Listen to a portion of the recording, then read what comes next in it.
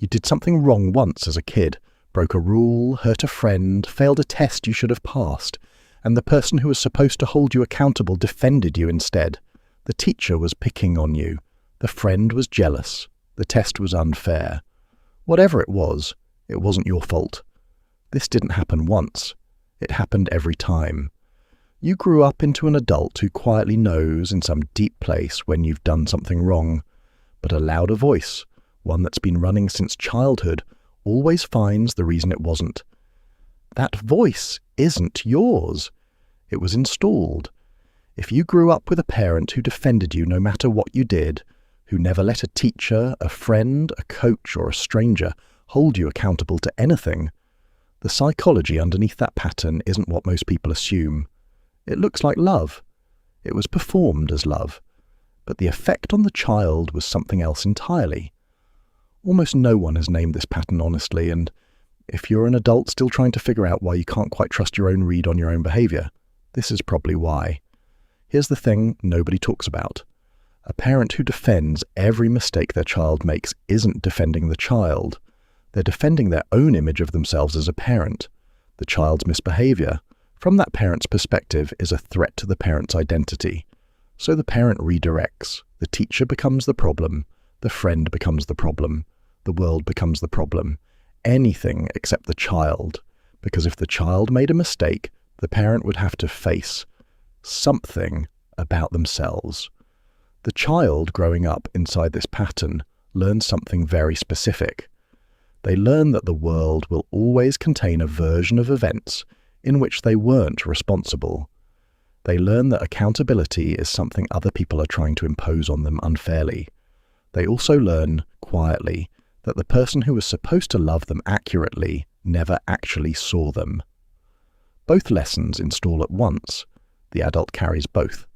Psychologist Lindsay Gibson, whose work on emotionally immature parents has become foundational in this space, describes a specific subtype she calls the image-focused parent. This is the parent whose identity is fused with their child's public reputation. When the child does something wrong, the parent doesn't experience it as the child's mistake. They experience it as an attack on their own self-image. So, the defense is automatic and total. It looks like advocacy. It functions as denial. Jonas Webb's childhood emotional neglect framework overlaps here. The child grows up chronically unseen, not because attention was absent, but because the attention they got was never about who they actually were. The specific damage isn't a lack of love. It's a lack of accurate mirroring. Children need to be seen correctly to develop a stable sense of self. Picture this. You're 9 years old. You did something at school. Doesn't matter what. Something that, honestly, was your fault. The teacher calls your parent. Your parent picks you up, and on the drive home, without asking what happened, launches into a long explanation of why the teacher doesn't understand you, why the school has always been unfair, why other kids get away with worse. By the time you're home, the story of what happened has been rewritten. You weren't the person who made the mistake. You were the person the world was unfair to. You go to bed that night knowing you did the thing. You know it. But the only voice in the house that would have named it did the opposite. So you fall asleep with two competing realities. The one where you know what you did and the one your parent constructed. The next morning, the constructed one is a little louder. By the time you're an adult, it's the only voice you can hear clearly. The other one is still there. It's just been under the louder voice for so long that you barely recognize it as yours. But here's where it gets interesting.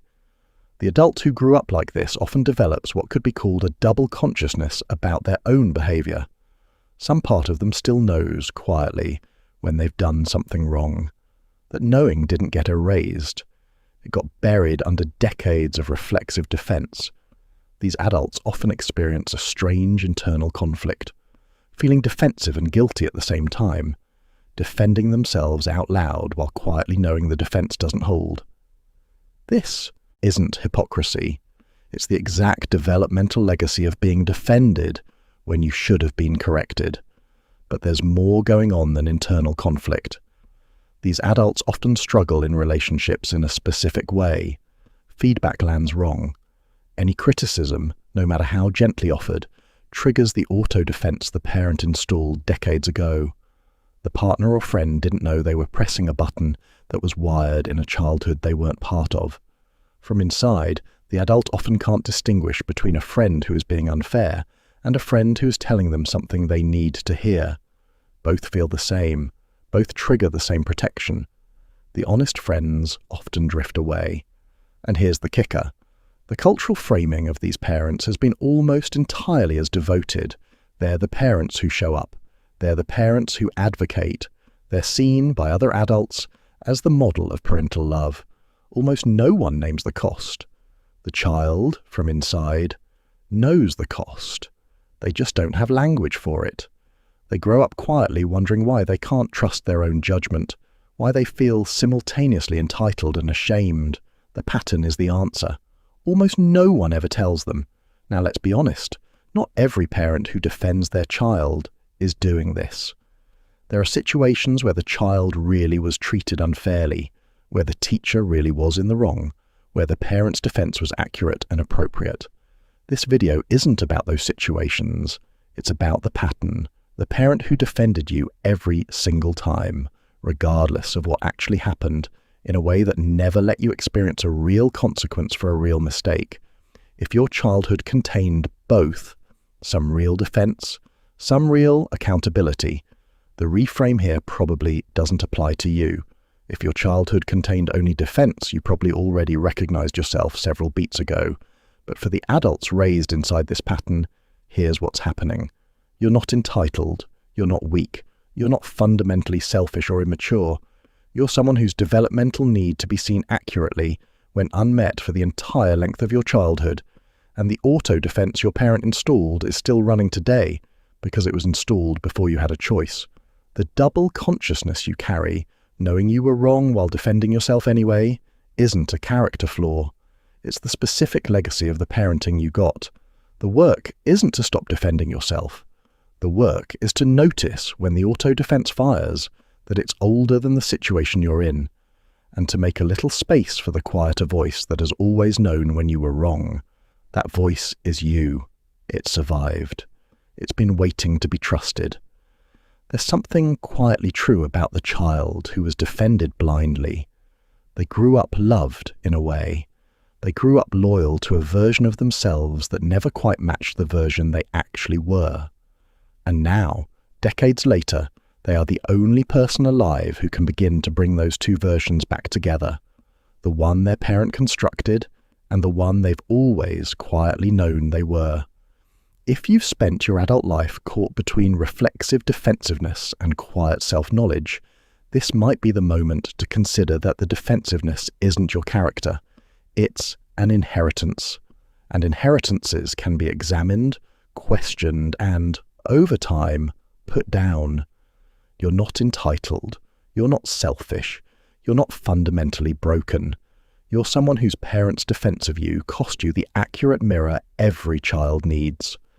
And the work of finding that mirror now, as an adult, is real work, worth doing, and yours alone to begin.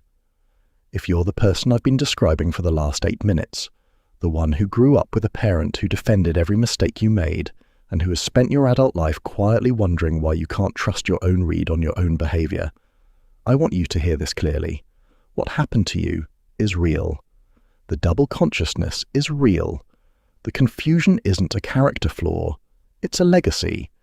And legacies can be examined without hating the person who left them. If any part of this landed for you, I'd love to know. Tell me in the comments about a moment when you noticed the auto-defense fire in yourself and heard underneath it the quieter voice that already knew. I read the comments. If you want more videos that name the quiet parts of how you were shaped, that's what this channel is for. Hit subscribe and the bell. I'll see you in the next one.